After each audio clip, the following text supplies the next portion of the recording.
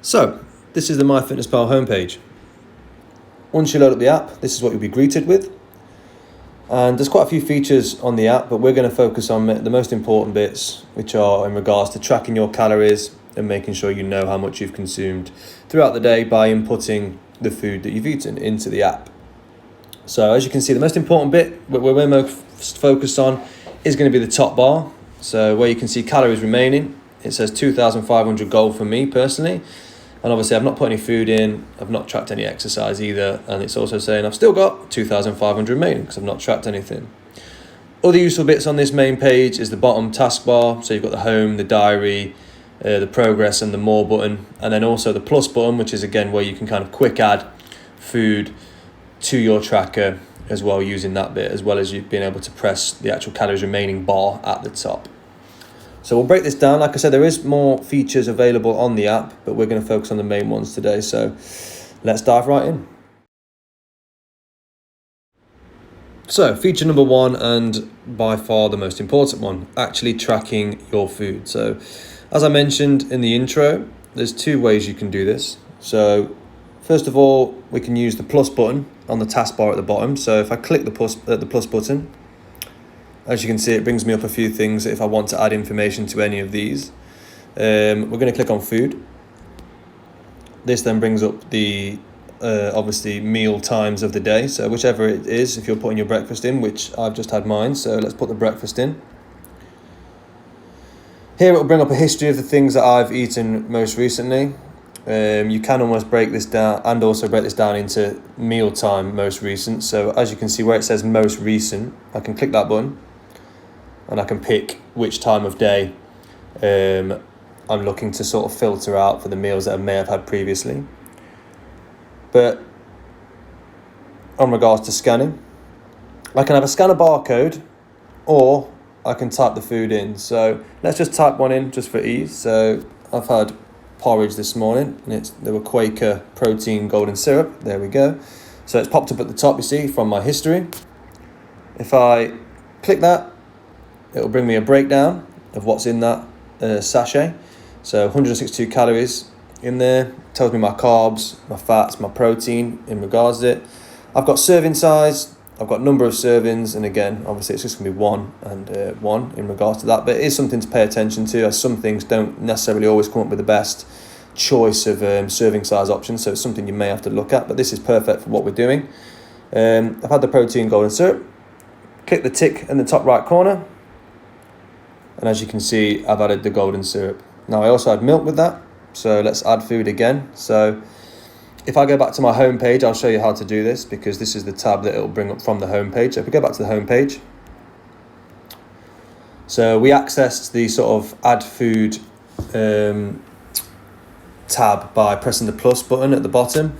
You can also do it by clicking the calories remaining bar at the top. So if we click on calories remaining on the bar, it'll bring us up this page that was just open to us after we inputted the protein oats that I had this morning. So here it brings up all my lunch, dinner, food, snacks, exercise, water. I need to add the milk that I had with my oats this morning. So I can click on add food under the breakfast tab and it brings me back to the same page. So again, I can click on and type in semi-skim milk, which is what I had. Aldi, 200 milligrams, yep, perfect. So this, as you can see on this one, it's slightly different with the serving sizes. Got 100 ml and I've put in 2 servings, obviously, because I've had 200 ml. Click the tick at the top right corner again, and there you go. Breakfast is in. As you can see, look at the top and how this has changed this sort of tab at the top. So obviously my goal never changes. That's what I've got in for the day. But it said I've had 260 food, no exercise, and now I've only got 2,240 calories remaining for the rest of my day. And that is simple inputting of food. Just a reminder, you can either click the top button from the home page, the calories remaining tab from the home page, or you can use the plus button at the bottom and access it through the food tab at the bottom there. But that literally is how simple it is. You can type the stuff in. More accurately than that, if we go through again, let's say we're going to add something else to our breakfast. You can scan barcodes. Okay, so if you click the scan barcode button just below the search bar, as you can see, I can scan things.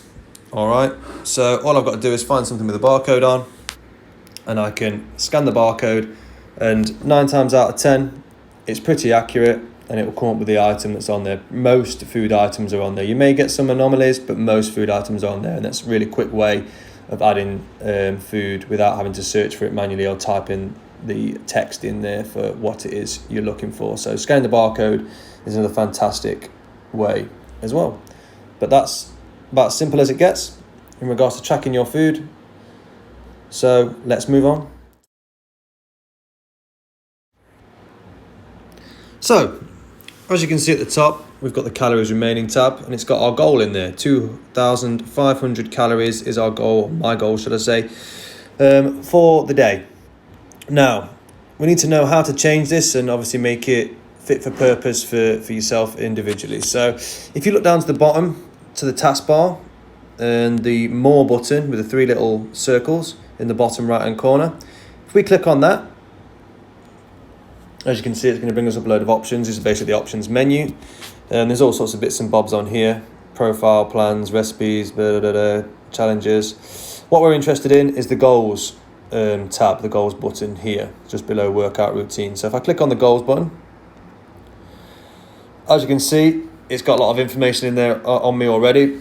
So because I've had this app for a while, I've obviously inputted my weight at the time as it was on way back on the 5th of the 7th, 2017. You can update this whenever you like if you want to, your current weight or your goal weight or whatever it is. But realistically, we're not massively bothered about this. Again, if you want to put your weight in there and constantly update it, it will tell you how much you've lost over a certain period of time. So it is a relatively useful feature, but it's not the reason we're here on this page right now. So go past all of that, go below the activity level, and then it will say nutrition goals. So a couple of things are hidden behind like the paid app version. Again, you do not need the paid app for this. So what we're interested in is the calorie, carbs, protein, and fat goals. So click on that tab. And in here you can see my default goals, and this is where I can set up what I want. So if I click on calories at the top, I can edit it to whatever I want. So if I only want 2,000 calories for the day, I can click on that, and there you go, it's changed to 2,000. The percentages are in reference to my macronutrient targets. So we generally advise trying to have a balanced diet. Ultimately, it doesn't massively matter if you're over too much or under too much. But if we aim for balance, then it's a good point for us to work towards throughout the day, and we're ensuring that we're getting a good balance of all the most important nutrients our bodies need. So, but again, you can click on them. So if I click on carbohydrates, it'll bring me up the carbs, protein, and fat percentage, and I can just move these up and down however I see fit. Obviously, making sure that it only goes up to 100%, because if I try to whack it up, it's going to tell me I'm at 130% of my calories. So we'll leave it on what it was on, 35, 35 and 30. But again, like I say, we generally go for kind of balance across the board. So there, I've got those set up. If I come back out of that now, head back to my home page, as you can see, my goal has now changed. I've still got the food that I inputted earlier, but my goal is now 2,000 calories. And as you can see also, the remaining total has now changed as well. So I've got a lot, obviously 500 less calories than I did about 2 minutes ago. So that's how you can change your own calories and your own macronutrients for your goal. Like I say, depending on how you want to do it, you can put this in either not including exercise calories that you'd normally eat for that day, or you can change it each day if you want to. I generally leave it on my sort of 2,500 calorie target consistently, and I just add and take away where needs to in my own kind of mind. But that's how you do calories and your macronutrient goal targeting, and that's how you change it. So let's move on to the next bit. So next up then, a really useful asset on the app is being able to create your own meals. Now, it's a real time saver. Again, most of us, we eat similar things most weeks, or we have favourite meals that we go back to. So you don't really want, especially if there's quite a few ingredients, to have to import individual ingredients every single time. So if there's a meal that you have regularly or frequently, you can save this in the Create a Meals tab. So I'm going to show you how to do this. If we click on more in the bottom right hand corner on the taskbar at the bottom, again, all these options open up to us. But if we go down, past goals, challenges, nutrition, my meals, recipes and foods. So if we click on the my meals, recipes and foods button, it'll bring me this page up. So we've got recipes here. So I've got an old one in there for chili, but we're not going to worry about that right now. We're going to go onto the meals tab. So if we click on meals, as you can see, I've got some meals on here that I've put in myself. But we're going to create one from scratch, and I'm going to show you how to do that. So as you can see right at the bottom, it says create a meal. We're going to press that button. On here then, we've got all these options. So starting at the top, you can add a photo of your nice meal that you've made, just so you know what it is. Obviously name your meal. Let's do something simple such as eggs and bacon. Okay, so we click done. So we've got a name for it now. And then if we go down, obviously there's no calories in it, no carbs, anything, because we've not added any food yet. So we've got meal items. So if we click on meal items, add items to this meal, click that bit. It's going to bring us back up to this search bar that we have for when we add food. So if I look for eggs, let's search for eggs. As you can see, we've got egg at the top. Let's say large egg. So let's click on that. I'm going to say I've had 2 large eggs. Well, 2 poached eggs, but 2 large eggs. As you can see, I've got all the calorie information, the carbs and fats and proteins in there. Let's click the tick at the top right. So we've added the egg, or eggs. Next, let's add the bacon. So let's type in bacon, search for that.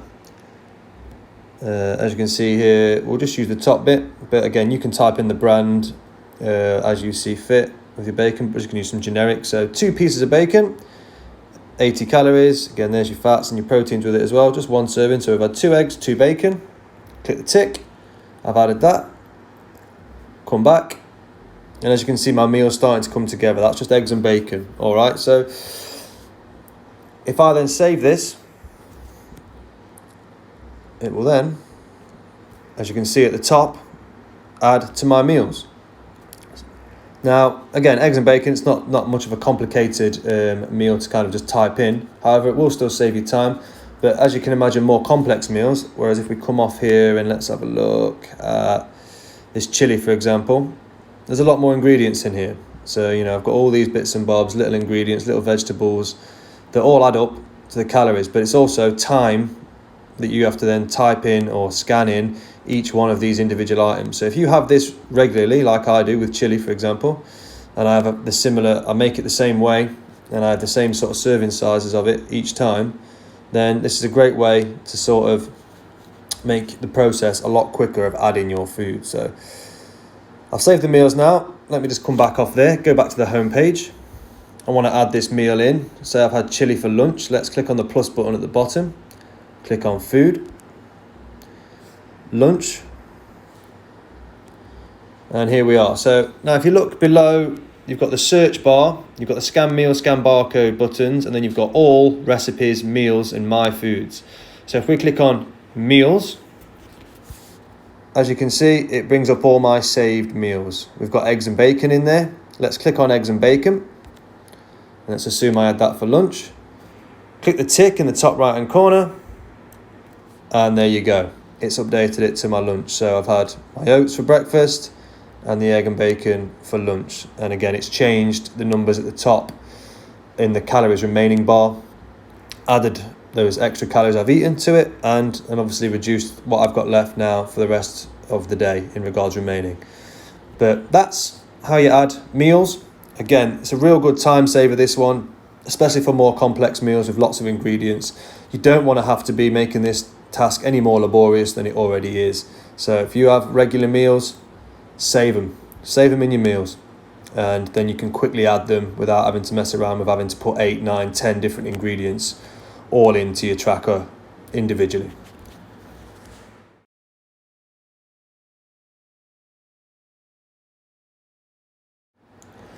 So now we've got the most important and main features out the way, let's have a look at some other useful things we can do.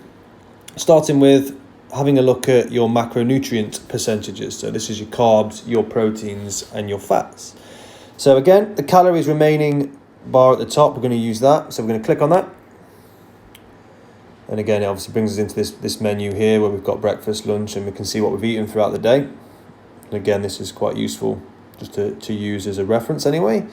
But if we click the calories remaining bar again on this page, it will now bring us up this page.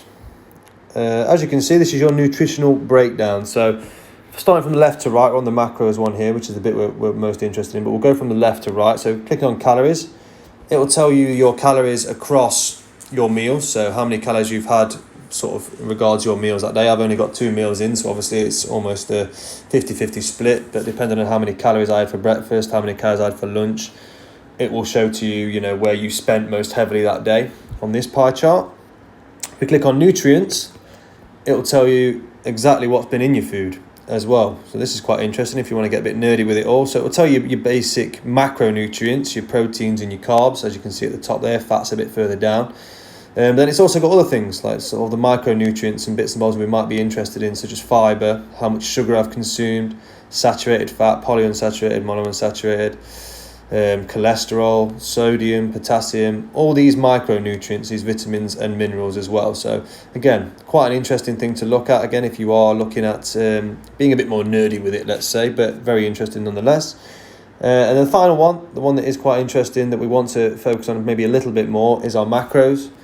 And this is our macro pie chart. So it breaks down what I've eaten in regards to carbs, fats and proteins across everything I've eaten that day. So obviously I've only got my breakfast and my lunch in, and we're a bit high on the fat front, let's say, if we're going for our balanced set of percentages for our macronutrients. But as you can see, I've got 29% protein, 29% carbs, and currently 42% fat. So again, that's quite useful in regards to having a look at how we're breaking down and seeing what is in our food. As you can see, it will also give you a small breakdown of how many grams it is you've consumed of each one as well, and where you are in regards to your total. But just bear in mind, this obviously changes every time you put food into it. So every time you put food into it, it's going to change this macro pie chart as well. But by the end of the day, once you've had all your you've inputted all your food for the day, you can come on here and you can see how you've done in regards to balancing of your macros. Or earlier in the day, you can have a look at this and think, well, like I am now, thinking, oh, I'm a bit higher on the fats, so maybe I need to make sure my next food item has got less fat in it, or maybe it needs more protein, or maybe I can have a few more carbs if I want to. Yeah, this is the kind of flexibility that it gives you, and you can use this as that kind of resource information tool. So that's the first other useful bit. So another useful tool, whilst we're still on this page here, is being able to change it from a day view to a week view to a different type of graph. So if you're into your graphs and bits and bobs and pie charts, this is the page for you. But as you can see, I'm on the macros tab here on this page, and below that is the day view. So we want it on day view at the minute, and I'm currently on Wednesday, January 27th, for whatever reason. But say if I click on that button, I can change the day view, week view, or I can change the date to whatever I need to be. But this is the day view for my macros. If I go on the week view, as you can see, it will show me everything that I've inputted for the last 7 days, and it'll give me a breakdown of my carbs, my fats, and my proteins across them. So as you can see, I was averaging 43% carbs that week, 37% fat, and 20% protein. Now, obviously, I've got the goals that I had previously set at that kind of point, or that were, sort of manually set already at that point. So I can look at that and think, right, okay, so across that week, I'm down on my protein. I probably need to increase my protein. I'm up on my carbs, so I need to reduce my carbs. So this is the kind of information you can get from these tabs. You can have a look across a longer period of time, like I say, a week period of time, and see where the discrepancies are, where the improvements that you need to make can be. So that's on the macros. Again, they can do the same thing for your calories. So as you can see here, my goal has been 2,500, and my net average across those 7 days is 2,241. And so in here you can see kind of how many calories you've been and how consistent you've been. If you have a day that goes above that line, or too many days going above that line, you can look back over your previous week and think, if you're wondering why am I not getting results or what's gone wrong, and maybe you've let your tracking go a bit awry, or you've not thought you've had too many like calorie surplus days where you've gone over that goal target, you look on here and think, look, I've got 3 days there, maybe go to the week previous, I've got another couple of days there, and all of a sudden you can start to see potentially where you've been going wrong. So again, another really useful tool, just a bit more sort of graphical data for you across these tabs. The nutrients, it will tell you again, you can do this, but it doesn't tell you in the same sort of graphical type of way. But again, it will tell you what you've had roughly across the week in regards to these things on average. But the calories and the macros, again, kind of useful tabs that you can use there to see and potentially point out places where there are little room for improvement, or places where we might need to make some changes.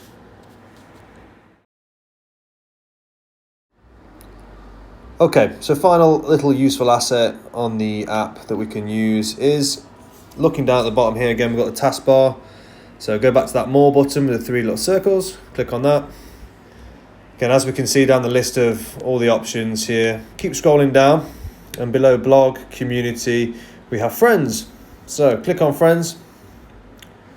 Here we can add anyone else who's also tracking, so we can keep an eye on them, maybe see what they're eating, get some inspiration from it, see how they're getting on. So let's use Ange at the top here on mine. We click on her. As long as her profile is set to public, we can click on the door button at the top here, so you can see you've got the man icon, the trophy, the door, and the little message mail icon. Click on the door, and the door will bring up what she's eating for the day. Now, she's not put anything in yet because it's still relatively early doors. Maybe she's not out of bed yet. But if we click on yesterday, there we go, we can see what Ange's been up to and what Ange's been eating. So here, it might give you some ideas of things, some meals for yourself, or just generally give you motivation to see that your friends are also tracking and how they're getting on. So if there's a little crew of you, maybe you all want to join up on MyFitnessPal, you can then kind of encourage each other, message each other on here, say, what have you had for lunch, what have you had for dinner, and kind of motivate each other to stay on track using the Friends tab. So again, we head back just one more time. This is accessed through the sort of more button options menu down to Friends, and like I say, you can click on the plus button in the top right corner and you can pick contacts from anywhere, and you can go onto Facebook even as well if you want to connect it up through there. But you can go on email or MyFitnessPal username at the bottom, type in that, and you can type in their username if they've given it to you, and then you'll find them, add them. And yeah, that's the last sort of useful feature. Again, there is other things that are available on here, but they're the main ones. So enjoy.